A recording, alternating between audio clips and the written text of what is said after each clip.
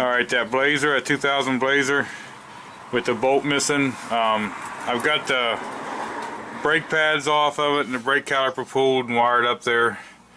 So next thing I want to do, there's two bolts right here that holds this brake caliper bracket on. So I want to get them off of there.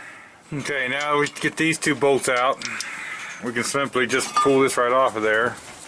And I'll just lay it over here with the bolts sitting in it for now, so we can't lose them.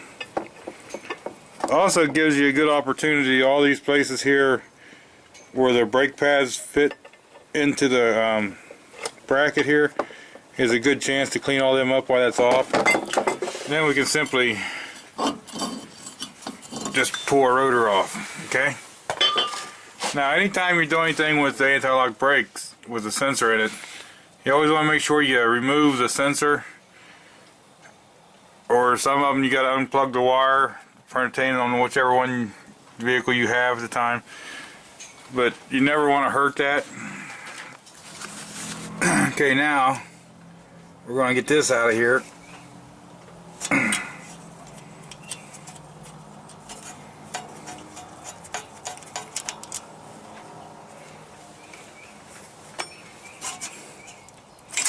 And that'll just pull right up out of there. And we can put this back here somewhere out of the way, okay? So now that we got that off of there, the next thing I'm going to do is go ahead and remove this axle nut. Okay, now what I'm going to do is take this nut off.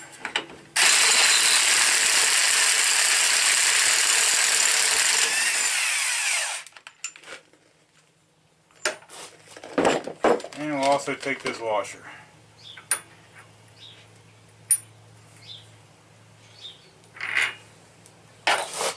Okay, now that lets our axle be free. Now there's them three bolts that's supposed to be in the back where the one's missing. I'm going to take those out now. Okay, I'm just going to take these bolts on out and pull that wheel bearing off. So instead of boring you guys with taking these out, I'm going to take them out and then I'll be back. Alright, I'm going to try to get behind this and work this out of here.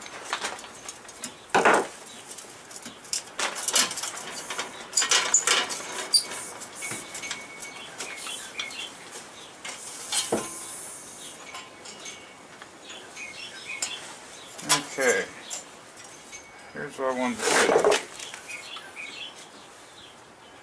The vacuum plate looks perfectly fine.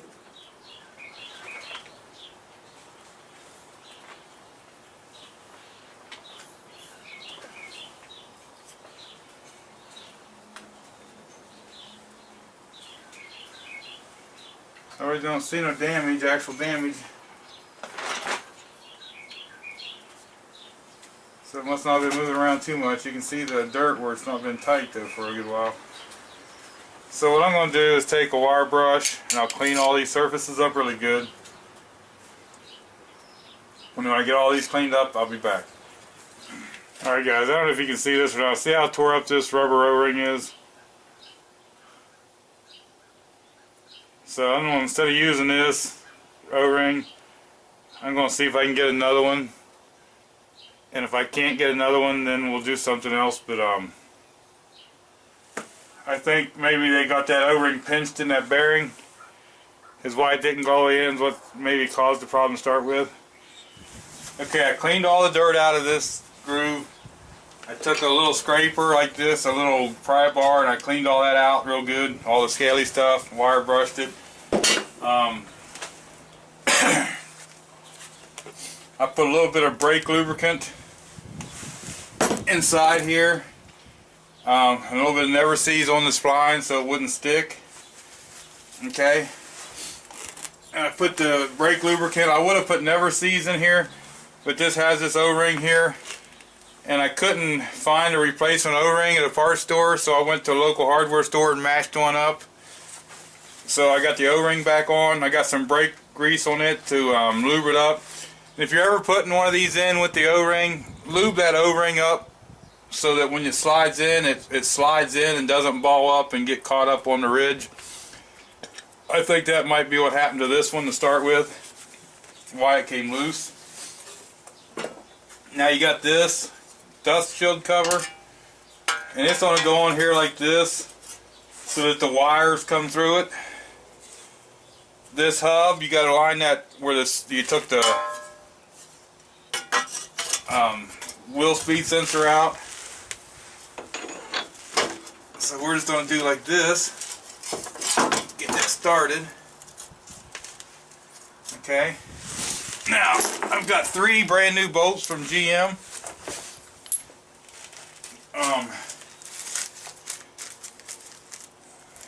3 of them from GM. I could have probably went and matched them up, but I didn't. I just got the original GM bolts. I like to put a little bit of Loctite on these bolts as I put them in.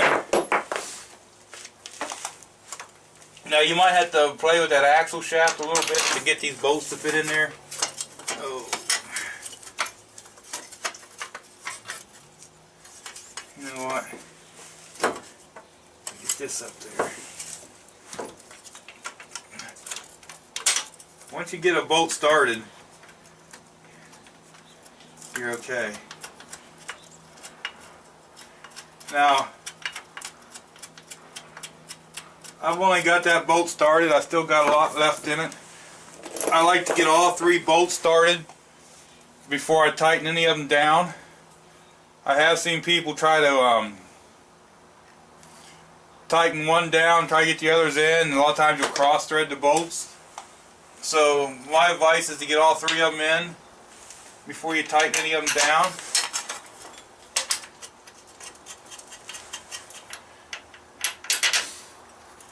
And then when I get them to where they're all just snug, then I like to tighten them down evenly. I don't go full torque in them. I keep going alternating until I get it, because you don't want this to get tight up here and leave a gap at the bottom and then it gets cocked or something. So you want this to go in as square as possible, especially the ones that's got that O-ring, because that O-ring is like a tight fit in there, and if it gets wrinkled up or something because you're not going in straight, then you'll never get the bearing down right. Now these are 77 foot-pounds, I believe, if I read the book right. So you're going to want to get these fairly tight. If you're not a regular and doing stuff all the time, you might want to torque these. It's a little hard to get the torque wrench in there. So I just tighten them. 77 is kind of snug, but you can get it. If you don't feel that you're getting enough torque, I mean, don't do this just to Hercules on the bolts. If you just don't feel like you can get to 77, you can always do like this with a wrench. Double wrench them, and it multiplies your torque somewhat, makes it easier, gives you leverage. So like I say, get these all down even and somewhere near the 77 foot-pound torque. Okay, now that you got that in there, we can put this brake sensor back in, and we just fish it through there, clean the end off, and you just slide it right back down in that hole. Okay, put your little Allen set screw in. This is another thing, guys, that needs to be snug but not overly tight. It's not going to go nowhere. Just make sure you get it in there and don't cross thread nothing. So that's going to be tight enough. Okay, so we got all that in there. So we've got the 3 bolts tightened down equally. We got the speed sensor in, and because I can't get to it easy, I'm just going to hit the back of this rotor with a little brake clean, and then try not to touch it no more back there.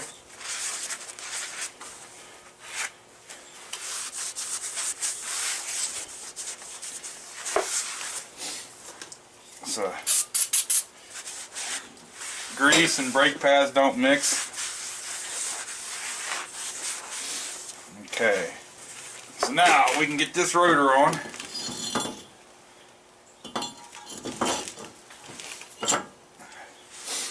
And then we're back to putting this on. But now, while I got this off, I'm going to run a wire brush through here and clean this up. See, this is services your brake pads. You can't even see it. This is surfaces your brake pads ride on right here in this hold down bracket. So like I say, I just like to get these cleaned up. And it's easier to do this when it's off the vehicle.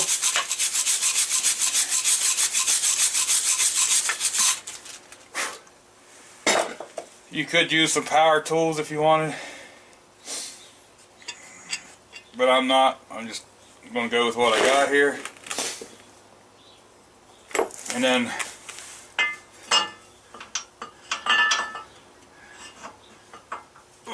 this just slides right in there and gets bolted in.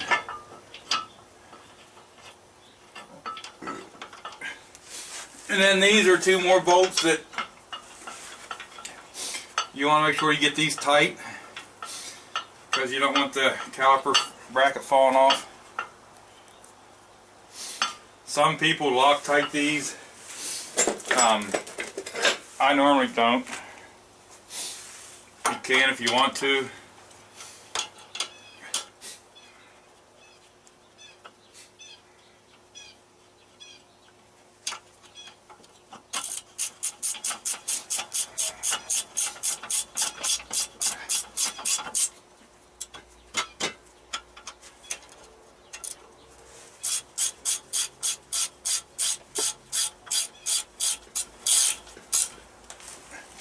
I'm just getting them snug because that's a gear wrench and I really don't want to break it.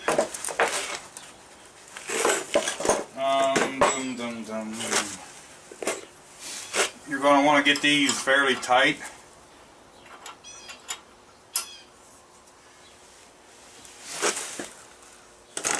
Again, I'm not sure exactly what the torque spec is on these. If you want, you can look it up.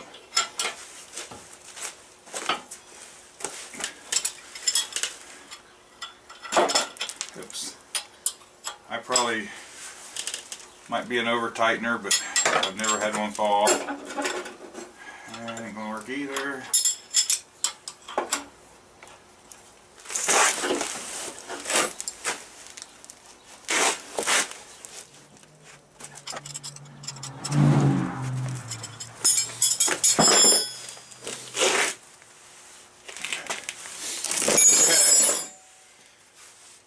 Now that we're that far, we need to put some brake pads back in, okay?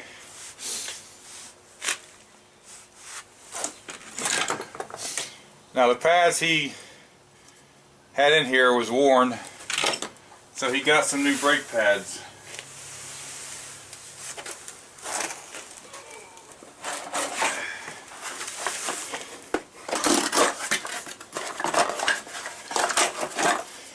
So we're going to put these pads in. And once again, I'm going to grease where the pads slide in with a little bit of brake grease, and I'll put just a little bit on where the clips go here. Now you got the little anti-rattle clips that you're going to want to slide over top of these before you put these in. That keeps your pads from bouncing up and down. Okay guys, now I like to just put just a little bit of grease there. You don't need enough that it's going to get out on the brake pads and into the rotors and stuff. And then see how nice that slides in there. So now, what I'm going to do,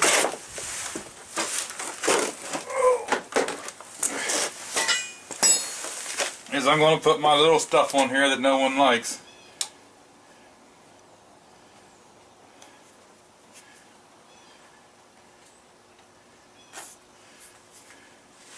This one a little bit up here where it's going to hit.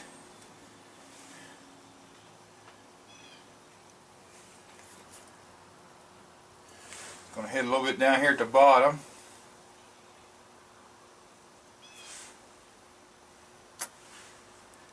And all this does is stops the metal to metal contact. So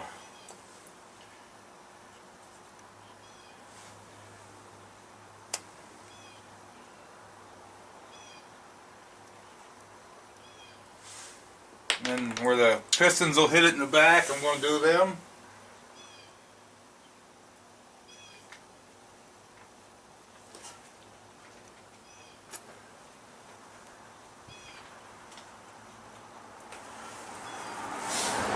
Then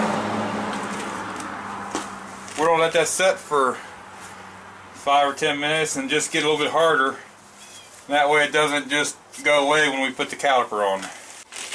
Okay, now that that's set up for a little bit, I'm going to unwire this caliper.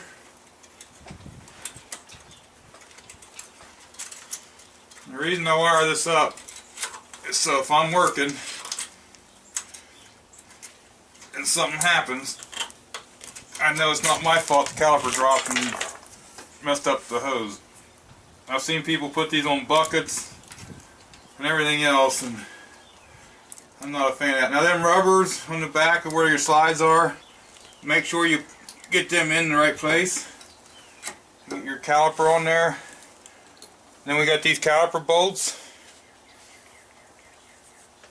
which I'm going to wipe off here and apply some new grease to them. And I use brake caliper grease here and not Never Sees. You can use whatever you want, that's just what I do.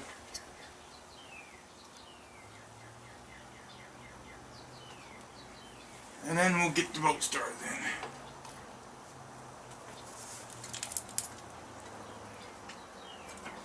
You want to make sure this caliper can go like that whenever you get it all bolted in.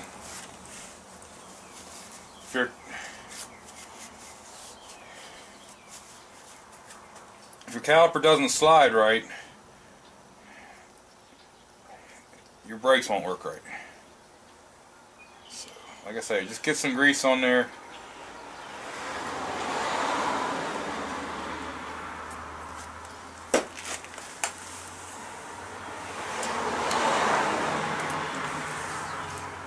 I don't remember what the exact torque is on these, but now these bolts are nothing like the bolts that hold the bearing on or nothing. So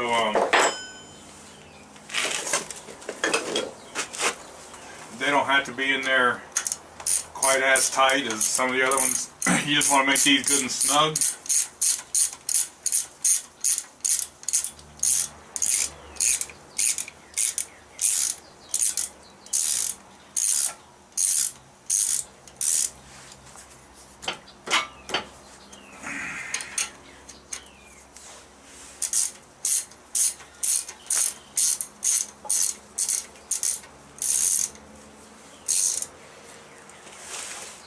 So now, we got the brakes back on, got the bearing back on, got the wheel speed sensor back in.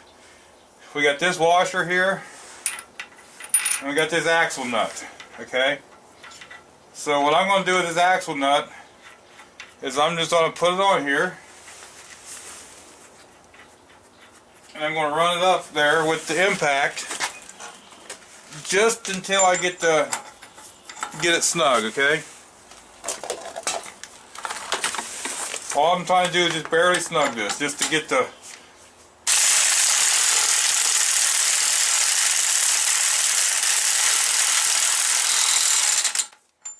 okay. Now I'm gonna get a torque wrench. Some of these are really extremely tight. Some of them are up into the 180, 200 foot-pounds of torque. And a lot of your torque wrenches don't go that high. Your normal everyday half-inch drive torque wrenches. This one is, the book called for 103 to 125 is what my book said. So I'm going to put this somewhere right around 110 pounds or so, and I'll tighten this nut up. It's important to torque these nuts on here. Don't just run them down with any impact. Okay, this rim doesn't have a center in it, and I can get the socket in. So to make this easier, I'm going to put the tire on it. You can't do this with all of them, but this one I can. If I couldn't do it with all of them, the ones I can't, you got two options. If you have another person around, you can have them hold the brake pedal, or you can lock something in the lug studs there, put a wrench over them and hold it or whatever. But it's just easier for me to do this and let it on the ground.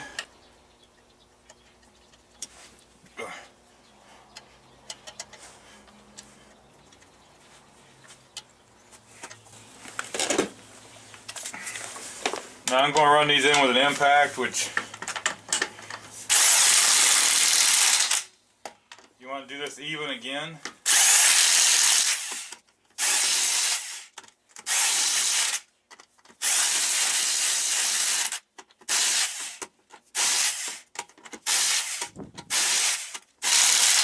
Now this impact is not like a lot of the air impacts and all. It doesn't really have the oomph to really super duper tighten them up there. The proper way would actually be to find the torque specs and torque them. Now I'm going to let this thing down so the tire's on the ground, and then I'm going to torque this nut. I'll be right back. Okay, now that the vehicle's down, the weight's on the tire so it don't spin. I've got the torque wrench set to the specified torque.